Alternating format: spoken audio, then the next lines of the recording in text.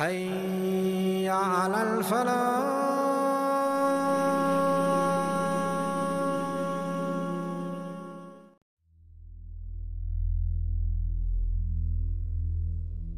Allah berfirman, وَلَنَبْلُوَنَّكُمْ بِشَيْءٍ مِنَ الْخَوْفِ وَالْجُوعِ وَنَقْصٍ مِنَ الْأَمْوَالِ وَالْأَنْفُسِ وَالثَّمَرَاتِ وَبَشِّرِ الصَّابِرِينَ.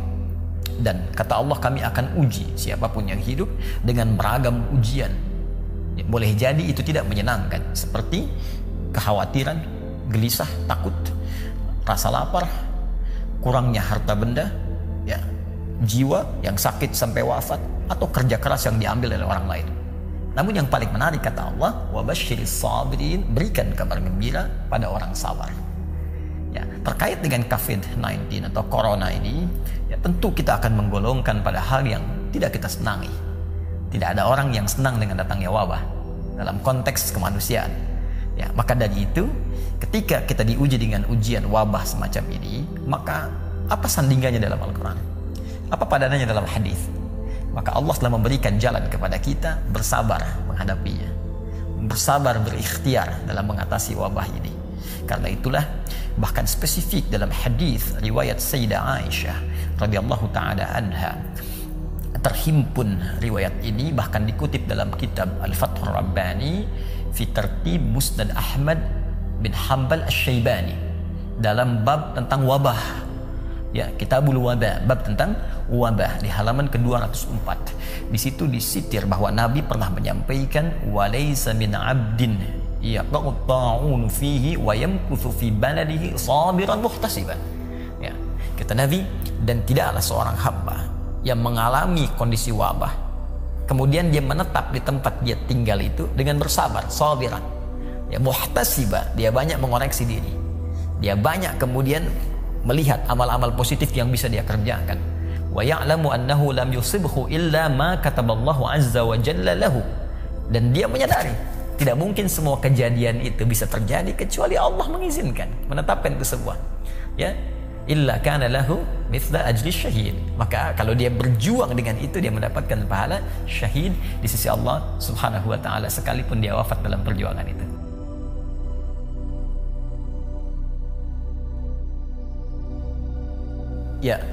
Sabar itu bukan diam. Sabar bukan menunggu pasrah. Sabar adalah sebuah sikap menerima segala keputusan yang telah Allah tetapkan, diiringi ikhtiar. Catat kalimat ini, diiringi ikhtiar untuk mengatasi hal dimaksud dan menyerahkan seluruh hasilnya kepada Allah Subhanahu wa taala untuk menerima ridhanya. Itulah sabar. Bahkan dalam konteks menghadapi wabah ini, Nabi langsung memberikan penjelasan tentang sabar dalam menghadapi wabah supaya tidak banyak orang memberikan tafsiran. Kata Nabi dalam riwayat sahabat Amir bin Sa'id radhiyallahu taala anhu, beliau pernah menyampaikan, qala Rasulullah sallallahu alaihi wasallam, fa idza waqa'a bi ardin fala tadkhulu alaihi wa idza waqa'a bi ardin fala takhruju firaran minhu. Kata Nabi, kalau wabah itu terjadi di satu tempat, maka cara sabar menghadapinya di antaranya karantina wilayah yang telah diketahui ada wabah itu. Orang yang di luar wilayah jangan masuk ke situ. Orang yang di dalam sabar, jangan keluar karena ingin lari dari wabah, lantas tak sadar pindah wilayah, terjangkiti oleh wabah yang terjadi di tempat dia tinggal. Ini kalimat Nabi-nya. Kalimat yang kedua, ada hadis yang disampaikan oleh Abu Usaib radhiyallahu taala anhu ketika beliau berkata, qala Rasulullah sallallahu alaihi wasallam, atani Jibril alaihi salam bil huma wat ta'un fa amsakatil huma bil Madinah wa nasharat ta'un fi Syam. Kata Nabi, Jibril mendatangiku menginfokan bahwa umat Muhammad SAW akan diuji dengan demam dan wabah, dan nanti banyak yang wafat dalam kondisi itu. Demam akan terjadi di Madinah dan wabah akan menyebar di Syam. 8 tahun setelah Nabi wafat, dan terjadi wabah di Syam. Benar apa yang disampaikan Nabi. Nah, terjadilah kemudian wabah itu di Syam, dan bagaimana kemudian cara sahabat menangani itu semua dalam mempraktikkan petunjuk Nabi SAW. Ini yang sangat menarik. Nabi memberikan petunjuk saat beliau hidup, ya, tentang karantina, ya, tentang bersabar, tentang macam-macam. Itu dipraktikkan oleh Umar. Yang paling menarik adalah bagaimana Umar selaku pemimpin bersinergi dengan stakeholder negara pada saat itu dan di wilayah tempat adanya wabah. Ya, Umar pemimpinnya, Amr bin As, ya, gubernur di Syamnya. Kemudian ada Ubaidah bin Al-Jarrah, pemimpin pasukan di wilayah itu. Kalau kita TNI Polri-nya. Kemudian ada Mu'adz bin Jabal, ya, Mu'adz bin Jabal radhiyallahu taala anhu muftinya. Itu semua rapat. Ya, Abdurrahman bin Auf, ya, sebagai orang yang tahu informasi dari Nabi, ya, tentang hadis-hadis Nabi terkait wabah. Rapat semuanya. Ya, bagaimana menyusun tim. Ya, kalau sekarang gugus, ya, petugas khusus menangani hal tertentu. Ya, didudukkan, didiskusikan, dibuat sebuah sistem, datanya kemudian dibahas bersama-sama, diselesaikan bareng-bareng. Kata Amr bin As radhiyallahu taala anhu, ayo buat social distancing, menyebar. Ya, ini wabah ini seperti api, ya. Kalau kita menyatu, maka terkena semuanya, menjalar cepatnya seperti api, tersambar-sambar. Maka kata beliau, buat social distancing, menyebar. Ya, bikin kelompok-kelompok, bahkan kalau perlu ke lembah-lembah, supaya semuanya terlihat ada jarak. Dari situ dipetakan mana yang terkena, mana yang tidak, dan mudah untuk diambil kemudian tindakan mengatasi itu. Nah, ini diantaranya. Jadi poinnya adalah mesti ada ikhtiar yang konkret dalam konteks menghadapi ini, dalam menerjemahkan kalimat sabar. Tidak hanya diam pada pernyataan sabar, menerima begitu saja. Nah, itu poinnya. Baik, cara konkret berikhtiar kalau kita mengambil dari kalimat tadi yang telah kita bahas, pertama mesti ada sinergi. Ya, kalau konteks kita sekarang di Negara Kesatuan Republik Indonesia, kita semua mesti bersinergi. Ya, kalau kita ingin amalkan sila ketiga Pancasila, ya, persatuan Indonesia, ini saatnya kita amalkan. Semua bersatu, rakyat bersatu, ya, dukung pemerintahnya mengatasi itu, pemerintah bersinergi dengan wilayah-wilayahnya, gugusnya kemudian dioptimalkan, ya, pemuka agamanya kemudian juga didorong untuk memberikan ketenangan pada masyarakat, ya, hal-hal yang mungkin muncul di tengah masyarakat untuk diberikan solusi, keluar fatwa-fatwa. Nah, itu bersinergi semua. Ini bagian pertama. Jadi kalau kita tidak bersinergi, maka yang terjadi nanti adalah kesulitan mengatasinya. Alih-alih kita katakan kekacauan misalnya.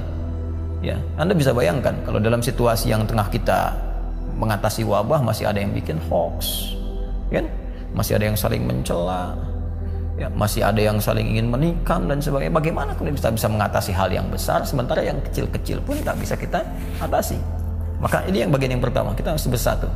Ya, bersatu, semua hal yang bisa kita kerjakan secara positif kita lakukan. Yang punya harta berlebih, ya jangan cuma dipamer-pamerkan saja. Ya, jangan cuma ditampil-tampilkan. Ini saatnya kita berbuat sesuatu untuk negara. Kemudian yang punya kedudukan membuat kebijakan-kebijakan terbaik, rakyat juga disiplin, ya, menjalani itu dengan cara yang baik dan terukur, serta pemuka agama memberikan fatwa-fatwa yang menenangkan di masyarakat, dan ahli-ahli terkait virus, khususnya virus corona misalnya, atau virus secara umum, memberikan edukasi kepada masyarakat.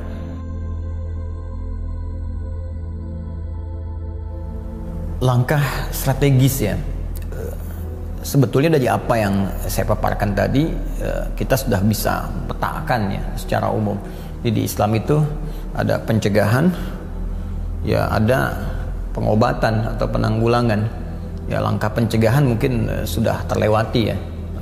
Di dalam konteks penanganan ini ada beberapa dampak yang diduga disampaikan melalui syariat akan terjadi.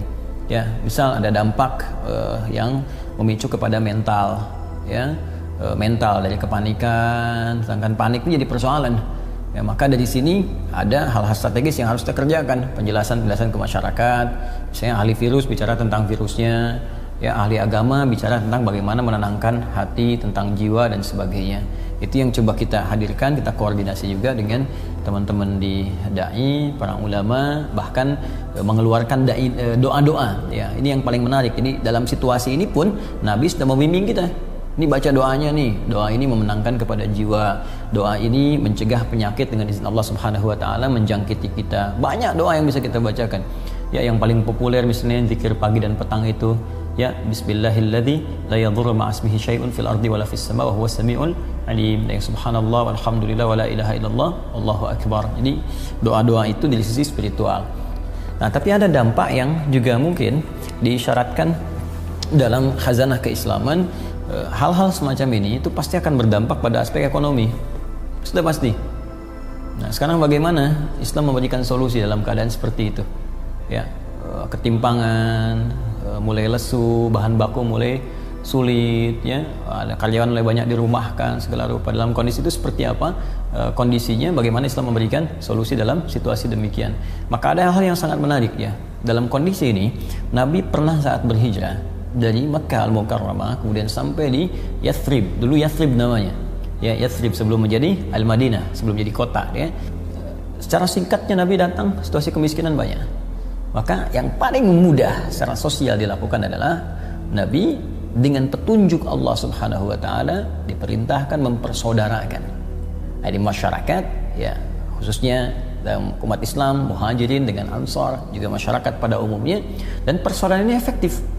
Ya, kalau Anda lihat, ini kan yang dibahas di bab-bab sejarah itu persaudaraan Muhajirin Ansar dihafalkan sampai istilahnya. Tapi esensinya apa gitu?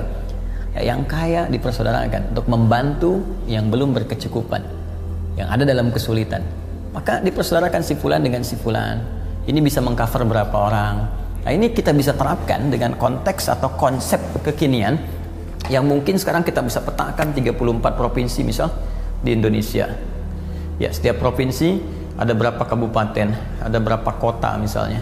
Ya, lalu kepala daerahnya, taruhlah di sini ada ini gubernurnya, di sini misalnya bupatinya, ya, atau wali kotanya.